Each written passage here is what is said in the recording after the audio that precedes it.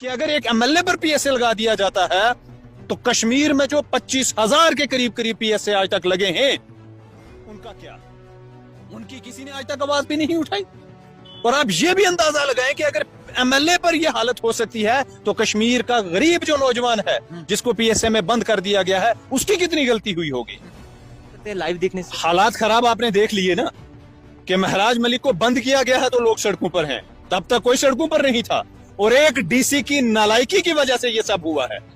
Deputy commissioner को बिल्कुल भी नहीं चाहिए था कि वो एक एमएलए पर जो है वो पीएसए लगाए। पीएसए आज डिप्टी कमिश्नर पर लगना चाहिए, डीसी पर पीएसए लगना चाहिए जिसने कल एक डोडा के अंदर एक बच्ची की मौत हुई है, मेडिकल फैसिलिटी उसको नहीं मिली, उसकी मौत हो गई।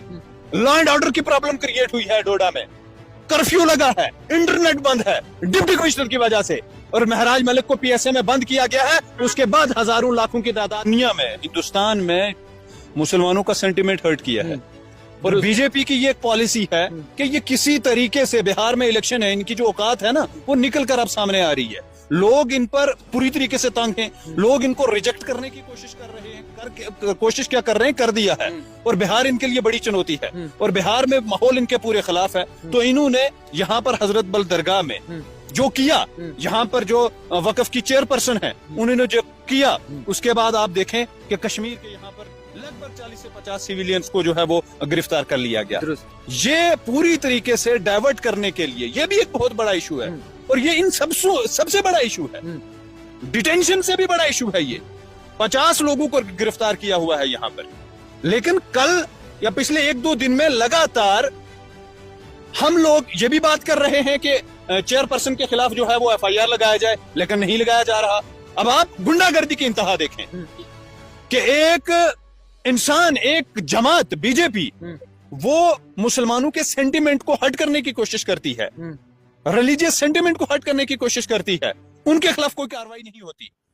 पूरे जम्मू कश्मीर का मुसलमान एक आवाज में कह रहा है कि एफआईआर रजिस्टर्ड होनी चाहिए चेयरपर्सन के खिलाफ, लेकिन नहीं की जा रही।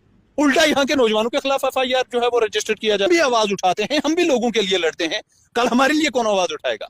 महराज मलिक एक चुना हुआ है, हमें अभी किसी ने चुनकर नहीं भेजा है, लेकिन अगर चुने हुए इंसान के साथ ये हो सकता है तो आप देखो कि ये बाकियों के साथ क्या सकते हैं। हम किसी को भी दबा सकते हैं। इसलिए हम कह रहे हैं आपके माध्यम से पूरी जम्मू कश्मीर के आवाम से, नौजवानों से कि तैयार हो जाएं। कल आपकी कोई आवाज नहीं उठाएगा, कल आपके लिए कोई लड़ेगा नहीं। अगर ये चुने हुए लीडर को सिर्फ पीएचसी के लिए या बाकी चीजों को लेकर, डोडा हॉस्पिटल को लेकर पीएसए लगाया जा सकता है तो बाकी क्या होगा? ये जो ब्यूरोक्रेसी, जिनको सियासत करने का शौक है ना, हम आपके माध्यम से कहना चाहते हैं कि अगर आपको ज्यादा सियासत करने का शौक है, आप नौकरी छोड़े और आकर सियासत करें। आप पैसा ले रहे हो, एहसान नहीं कर रहे हो।